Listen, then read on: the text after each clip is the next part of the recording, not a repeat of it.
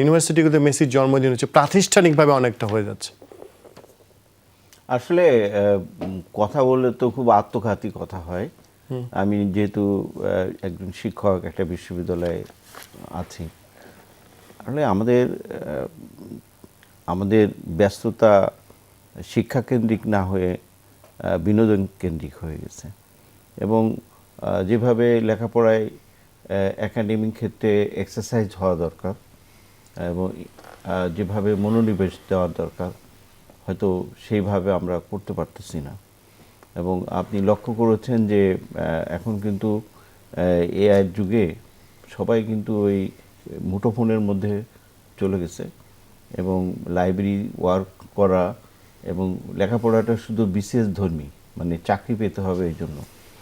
তো যার জন্য আমি মনে করি যে ছাত্ররা পর্যাপ্ত সময় পাচ্ছে সময় পাচ্ছে এবং তারা এই সময়টা কিভাবে ব্যয় করবে, তখন এই ধরনের উন্মাদনা বেছে নিচ্ছে। এবং এটা একটা দিক। আর একটা ব্যাপার হলো যে পর্যাপ্ত যুব বেকারত্ব আমাদের সমাজে এবং তাদের পার্মানেন্ট কোনো কাজ নাই এবং বিদেশ যাওয়ার জন্য মুখিয়ে থাকে আর খুব কম স্বল্প শিক্ষিত।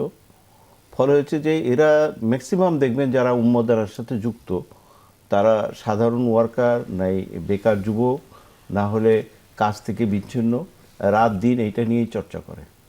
এবং বাজার ঘাটে সব জায়গায় কিন্তু দুইটা প্রতিপক্ষে একজন আরেকজনকে বিদ্রূপ করে কথা বলে। তো এর অন্যতম কারণ আমি বলি লেজিনেস, অলসতা। এবং মানুষের এই যে আমি একটু আগে বললাম যে এই বিশ্বকাপ শেষ হয়ে যাক, দেখবে অন্য একটা আসপেক্ট নিয়ে সবাই ব্যস্ত হয়ে যাবে। কিন্তু এই দায় গণমাধ্যম কর্মী হিসেবে কি এড়াতে পারেন আনিস ভাই? কারণ যে পরিমাণ ভাইরাল হচ্ছে ভিডিও, আপনি দেখেন টিএসসিতে খেলা হচ্ছে, আমরা হয়তো একটু জানতাম, যে পরিমাণ লাইভ হয় এখন টিএসসির খেলা দিয়ে, এর একটা বাণিজ্য, আপনি মানে উন্মাদনাকে উস্কে দেই আমরা নেগেটিভলি। হ্যাঁ, এটা মেইন স্ট্রিমের দায়। আসলে যে মিডিয়া, তো আসলে যে কি মিডিয়া হলো যে সোসাইটিতে যা হচ্ছে সেটাই রিফ্লেক্ট করা। যে মিডিয়া তো আসলে যে কোনো কিছু উস্কে দিচ্ছে সেটা না আমার মনে হয়। আপনি যদি দেখেন যে সোশ্যাল মিডিয়া একসময় মিডিয়ার কাজ ছিল কি, মিডিয়ার কাজ ছিল আপনার এজেন্ডা সেটিং করা। আসলে যে আপনার কোন বিষয়টা হলো সোসাইটি থেকে গুরুত্ব দেবে, কোনটা ফার্স্ট প্রায়োরিটি আসবে, কোনটা সেকেন্ড প্রায়োরিটি হবে। আমি কি দেখতে চাই সেটা দেখাবেন তা না, যেটা দেখা উচিত আমার কান তৈরি করবে। আমি সেইটা দেখানো হতো। কিন্তু এখন মিডিয়াগুলো হয়ে গেছে কি, মিডিয়া হয়ে গেছে আসলে যে ট্রেন্ড, যে সোশ্যাল মিডিয়ায় কি চলতেছে সেটাকে গুরুত্ব দাও, সোশ্যাল মিডিয়াতে কি হচ্ছে সেটাকে গুরুত্ব দাও। এবং সোশ্যাল মিডিয়ার বিষয়গুলোই দেখা যাচ্ছে যে আপনার সামনে চলে আসতেছে। ইভেন এখন যে আসলে যে মিডিয়ার কথা বলতে গেলে তো অনেক লম্বা কথা বলা লাগে, যে আপনার এখানে একটা রেভিনিউ একটা বড় ফ্যাক্টর হয়ে গেছে। কিন্তু আসলে যে আপনার ইলেকট্রনিক্স মিডিয়া বলেন বা আমার হলো নিউজ প্রিন্ট বলেন, যে ভিডিও বলেন, যে এখন মনিটাইজেশন, এখন সব অ্যাডভার্টাইজমেন্ট চলে যাচ্ছে ফেসবুকে, আপনার গুগলে, ইউটিউবে। এখন তাই বলে আনিস ভাই আপনি দেখাবেন, আপনি লাইভ, ঠিক আছে, কিন্তু একটা বাজে কমেন্টস করতেছে ব্রাজিলকে নিয়ে, খুব বাজে, জানি এটা ভাইরাল হবে, একটা আর্জেন্টিনা দর্শক করছে এই যে হানাহানি টাইপের কথাবার্তা, সেটাকে আমরা জানি এটা ভাইরাল হবে দেখাচ্ছে, কিন্তু এটা দিয়ে কি হলো? আপনার অস্থিরতা তৈরি করা হচ্ছে না? না, অস্থিরতা তো আপনি তো ইন্ডিভিজুয়ালকে, আমরা আপনি লেখার সময় কি লিখতেন এটা? না, ব্যবহার করতেন? ইন্ডিভিজুয়াল এখন যদি কেউ কমেন্টস করে সেটা তো আপনি নিয়ন্ত্রণ করতে পারবেন না। দেখাবেন সেটা। এখন যদি পাবলিক ইন্টারেস্ট থাকে যে আপনি তাহলে তো আপনার প্রতিষ্ঠান বন্ধ করে দিতে হবে। আপনি যদি পাবলিক ইন্টারেস্টে যদি না দেখেন, যে পাবলিক যেটা দেখবে, আমি অবশ্যই বলছি না যে একদম খুনোখুনি হানাহানি দেখতে হবে, একটা খেলা হচ্ছে যে সেটা লাইভ, মানুষের উন্মাদনাটা কি সেটা মানুষকে দেখানোর জন্য করা হচ্ছে, কিন্তু সেখানে যদি আপনার ব্যাড কমেন্টস আসে সেটা তো আপনি নিয়ন্ত্রণ করতে পারবেন না। আমার মনে হয় যে এই জায়গাটাই আসলে যে কাজ করা দরকার।